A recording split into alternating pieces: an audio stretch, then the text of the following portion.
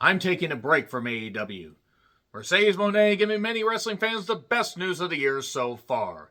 When she comes back, she's going to be refreshed, she's going to be reignited, and she's still not going to be able to act her way out of a wet paper bag. They did 20 takes, and those were the best bits that they could have. I'm John Renton with my review of AEW Collision, still in Arlington, Texas, and yes, folks, I decided to review this show on my birthday, 45 years old. Thanks to those that did wish me a happy birthday, but I figured, why not watch this show? I'm going to say right now, and I will say also during my Maximum Carnage review, that I'm going to actually be taking a break after Dynamite Maximum Carnage just for a couple weeks, probably till around the Australian show. I need a bit of a break from current wrestling. I might review the NWA Crockett Cup shows that are on the WCW or WWE Vault. I may just review some movies. I may just ease back and just do something goddamn else other than just constantly review wrestling. I just sometimes need to wring my brain out, as Ernie Ladd once said. So anyway, we have Pat Garcia and Yuta with John Moxley on commentary, Marina Shafir in the corner against Skyflight, Scorpio Sky, Dante and Darius Martin, and Zeta Steel. So, okay, why are we still giving the Death Riders special entrances, at least on television? I understand for a big Dynamite, if you still think this group means something, but it doesn't need to be every goddamn show. I'm sorry, especially in front of like 1,000 people, maybe 1,300 people, in what is a nice cozy arena, and the crowd was pretty loud, but seriously, Yuta and Garcia are never going to get better. These guys should not be featured as much as they are. It was a match, not really a good one. Scorpio, he's a good talent, doesn't really mean anything. Top Flight could have meant something at some point, but no more. We get some interference. There was a crisscross at one point, and then Yuta just fell over the top rope and just was he trying to dive on somebody? Was he getting out of the camera shot? What was he trying to do there? And Pac ended up tapping, I believe, Darius, and then Zeta got involved with Shafir in like a brief stare down. I don't care if Shafir is legit tough. She is so lousy and has no presence. And then Megan showed up. Megan Bain showed up and beat her up. Why is Megan Bain not being featured in a singles program? Why is she being saddled with Shafir? Why is Penelope there when she's injured? Shouldn't she be rehabbing or doing something? Mark Briscoe says a bunch of stuff backstage. Brody King beats an enhancement talent I didn't catch the name of. Josh Alexander was talking. I don't know if he was angry about the camera work or that choice of shirt. And Archer destroyed 2 people against some plywood. And then El Colon, now I know what his name is, against Commander, and it was fine. Flippy shit. Some of it took an age to set up. Some of it was nice and crisp.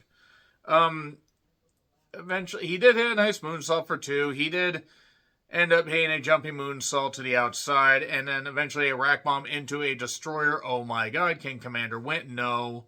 He got hit with the rack bomb. It was what it was. It wasn't a bad match. I mean, it's fine. Commander is fine as far as a guy that'll take losses. Like, I remember he was a Ring of Honor, I think he was a Ring of Honor TV champion for a little bit.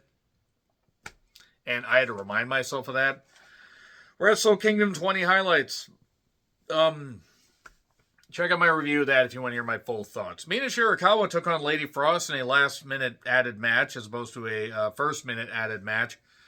Who gave Mina Shirakawa flowers? And if it's a secret admirer, you treat her right like she deserves. The match didn't really last all that long. Frost did hit a nice flip kick into the corner, but then got locked into figure 4, and it was over within like 2 to 3 minutes. Bit of an odd use of Lady Frost. I'm not saying this match should have gone 7 to 8 minutes, but okay. Mercedes is then yelling in front of a mirror with frosting all over her. Loads of frosting all over her. I have seen this in a movie before. Yeah, I'm taking a break from AEW. Look, whatever. She can go film whatever movie, show, or whatever she's doing. Honestly, defend your titles, do something. Just her being off of AEW television might actually be a good thing. Maybe she can take some acting classes. She can't get any worse than she is. However well she performs in the ring, she cannot act for shit. But she's crashing out. She'll probably end up being Statlander at Wembley, is my guess. Mark Briscoe took on Hechicero for the TNT Championship. Briscoe defending, Hechicero trying to bring it back to the Don Callis family that apparently has about 20 million members in it. At least we got something good. Hetchy is actually not that bad. He did hit hole number 1 arm bar on the outside. Briscoe sold his arm a lot. A roll through into an armbar. There was some nice offense here, and Hetchy can work, and Briscoe is very much over with the crowd and still can move pretty well, despite the fact he probably should reel it back on some of the scary bumps he does. Briscoe does do a nice dive, gets spiked on a head scissors, and then he's dangling in the corner. Are we just done with phrasing right here? And then eventually, basically, he did a J Driller 1, 2, 3. Not a bad match. Pretty good for the TNT title. Probably the highlight of the show, that's for sure. And then backstage, no physicality between Eddie Ortiz and the grizzled young veterans. I don't care. I'm sorry, I don't. Dynamite Rundown. Omega's going to be back. I really think they're going to push Omega and MJF at Revolution. And if there's anybody that can safely work with Kenny Omega, who, bless him, still wants to do some stuff, but cannot do even half of what he used to do because he's broken down. I'm not knocking. That's just how it is. He's admitted. MJF may be the safest guy to have a match with him. Remember when FTR beat up Copeland and Beth Phoenix and then beat up Beth right in front of Adam Copeland? They had to remind us here. That feels like 5 years ago, and it was only like 4.5 months. No, about 4 months. So we get Vert Vixen and Maya World and Hyon against Statlander, Willow, and Harley. Vert Vixen got bounced around a whole lot. She used to be the Defy Women's Champion. I think Marina Shafir is still the Defy Women's Champion. I actually don't necessarily know or care. And sorry to anybody from Defy that happens to be watching this. If you are, then you're clearly bored. But if Shafir is the best use or best talent you have to use for your women's division, you need a deeper pool. So pick up the pieces. Pick up the pieces. This was not average white wrestling. This was what it was. A tombstone pin, Vert Vixen. I didn't hate it. Maybe it went a little longer than it needed to. You could say that about a lot of matches in AEW. A lot of matches in WWE, to be honest. Then we get a promo from Harley. Her parents are back together. Stop putting the parent label on wrestlers and celebrities. I'm sorry for this sidebar, but that's weird. That is just really fucking weird. But then Tekla shows up and she emphasizes words in a strange way. I don't know if it's the promo material. And then Chris Statlander says, "You're going to call me Big Stat Daddy." What? Is this a horny thing? What is wrong with you guys? Granted, maybe I just am not in tune with what you kids say. I used to be with it, but then they changed what it was, and now what it is scary. It happened to me, and it'll happen to you. Don Callis is somewhere. I would prefer a chamber up in a space station, so I don't have to ever see or hear of him again. Kyle's upset about a screwdriver. They are having Kyle and Okada fight over a screwdriver. They are fighting over shampoo. We're going to get a 7th match between Briscoe and Kyle, where Okada's probably going to screw him over. And that'll lead to Take and Kyle leaving the group, but here's the thing. Is it really going to mean anything? No. Bandito isn't afraid of MJF. Jefe, as it were. Jet Speed and Anthony Bowens took on the demand because, Ricochet in the main event of any program is what we need in 2026.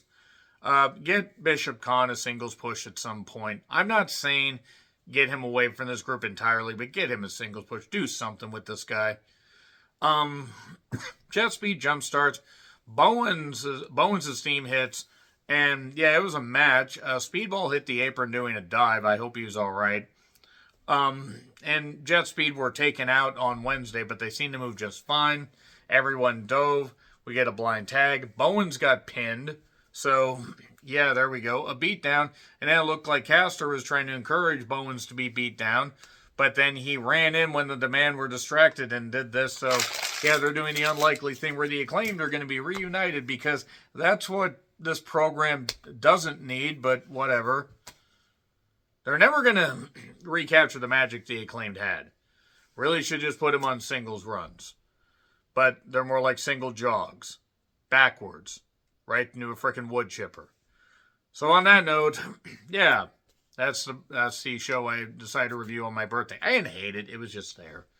But after Maximum Carnage, Dynamite Maximum Carnage, think I'm going to take a bit of a break, review some movies, ease back. If it's dry, maybe do some yard work. But nevertheless, let me know your thoughts in the comments. Like, share, subscribe, Twitter, Letterboxd, Blue Sky handles in the description. I'm John Rentlin, and until we see AEW go back to Texas again next week, but I won't be seeing it, you will. Happy trails to you.